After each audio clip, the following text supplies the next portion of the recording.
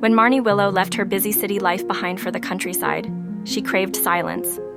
Simpler living. A place where she could breathe without feeling the weight of everyone else's expectations. Henford-on-Bagley seemed perfect, a sleepy town tucked away in hills, where even the clouds moved slowly. At first, everything was quaint, kind, if distant villagers, a flower festival every month, a market that still used real coin. But within days, small things started to unravel. The first omen was the cat, a scrappy, half-starved thing that appeared on her porch without a sound. It had strange copper eyes that never blinked. Marnie took it in, thinking maybe fate had sent her a companion. The second omen was the cold spot in the middle of her garden, a place where no plants would grow, no matter how she tended the soil. The third was the dreams, blurry faces, twisting hands, voices whispering her name in languages she didn't understand. It was always worst at 3:13 a.m. The cat would pace violently, yowling at the front door until Marnie, trembling, would rise to check it. And each time, something new would be there.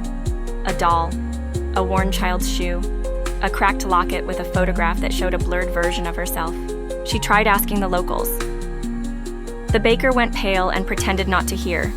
The vicar muttered prayers under his breath and locked the church doors when she approached. Only old Mrs. Caulfield, the village herbalist, spoke the truth.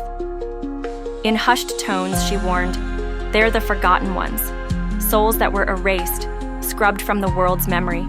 They cling to scraps of existence, and once they notice you, they will take you too." Marnie laughed it off. A ghost story, surely. But that night, she found muddy footprints in her kitchen. Children's footprints, leading up to her bed. She started seeing her reflection move on its own. A blink out of time, a slight tilt of the head she didn't feel herself make. One morning, she woke to find her mirror had fogged over from the inside. Spelled out in that mist was one word: stay. Worse still, she began to fade. Her name vanished from letters she tried to send. Her phone glitched when she said her name aloud. Old photos of her, online, printed, even physical ones, started turning up blank, as if she had never been there at all. Panic set in. She packed her car, intent on leaving. But every road twisted back onto itself. Every dirt trail, every highway ramp, no matter how far she drove, somehow led her back to that same battered sign. Welcome to Henford-on-Bagley.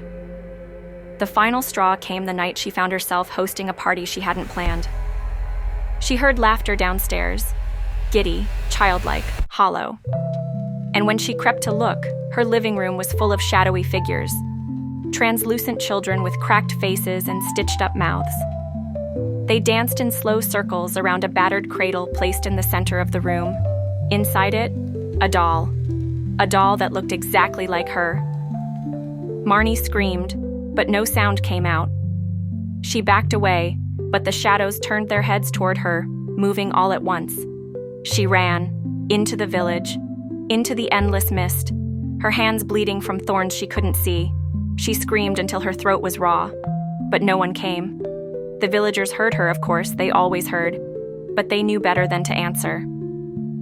You don't invite the forgotten ones closer. You don't even speak about them. To acknowledge them is to become them. Some say they still see Marnie sometimes, wandering the forest edges, barefoot, hollow-eyed, sewing little dolls with trembling hands, each stitch tugging away another piece of what little remains of her. Her face is blurred now. Even if you saw her, you wouldn't recognize her. You wouldn't remember her name.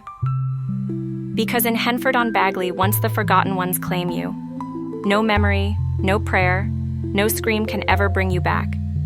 You are lost. Forever. Weeks passed after Marnie vanished. The village moved on, the way it always did. No posters, no search parties, no prayers. In Henford-on-Bagley, when someone disappears, you don't look for them. You forget. You survive. But forgetting isn't easy when the mist thickens overnight, when strange footprints appear along the garden paths, and when the wind carries a voice that sounds almost, but not quite, human. A new girl arrived. Her name was Elowyn. Young, curious, too stubborn for her own good.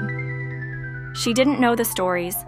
She didn't hear the warnings in the way the villagers' shutters slammed when she walked past. She thought they were just unfriendly. Aloan liked to walk at twilight. She liked the way the air shimmered gold. She liked the silence. Until she wandered too close to the woods. That's when she saw her. A figure, barely more than a silhouette, standing in the mist between the trees. A girl. Hair hanging over her face, one hand outstretched, the other clutching something limp and dangling. Aloan froze. The girl didn't move. She only watched. For reasons she couldn't explain, Aloan raised her hand and waved. The girl tilted her head, slowly, unnaturally, and in that instant, the mist surged forward, swallowing the space between them. Aloan stumbled back, blinking, and the girl was gone. But that night, Aloan dreamt of her. She dreamt of 1,000 dolls buried in the soil, their tiny hands clawing upward. She dreamt of black threads sewing her own mouth shut. When she awoke, her bedroom window was open, though she knew she had locked it.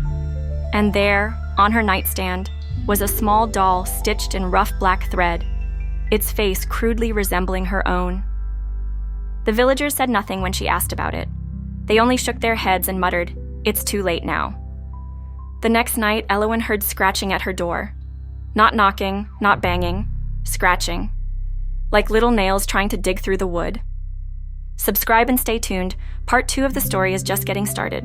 You won't want to miss what's coming next.